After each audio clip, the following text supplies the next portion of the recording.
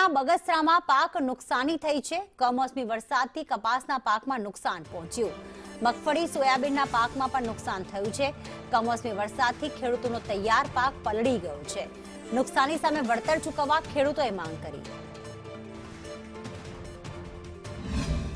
બગસરા આખા પંથકમાં કમોસમી વરસાદના હિસાબે 3 દિવસથી એક ધારો સતત વરસાદ હોય, જેના કારણે સર્વ બધા પાકોને નુકસાન, એટલું બધું નુકસાન છે કે એની ભરપાઈ કરી શકે એવું નથી।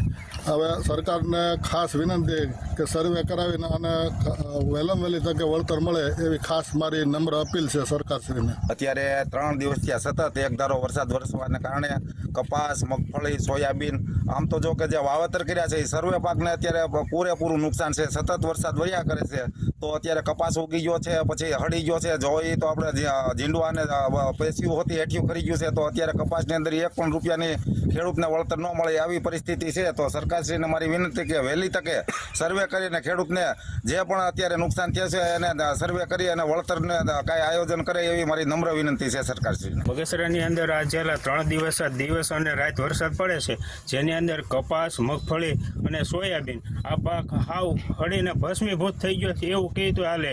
ખેડૂતના મોઢામાં કોળિયો આવેલો છીનવાઈ ગયેલો છે। તો સરકારશ્રીને નમ્ર વિનંતી છે કે આને તાત્કાલિક સર્વે કરી અને યુદ્ધના ધોરણે ખેડૂતોને સહાય કરે। અત્યારે પહોંચી છે અમરેલી જિલ્લાના બગસરા તાલુકાના શાહપર ગામની અંદર, જ્યાં ખેડૂતોની વ્યથા જાણવા માટે આજે 3 દિવસથી લગાતાર માવઠાનો માર સહન કરતા ખેડૂતોની વ્યથા સંદેશ ન્યૂઝ સમક્ષ રજૂ કરી। સંદેશ ન્યૂઝ કિરીટ જીવાણી, બગસરા।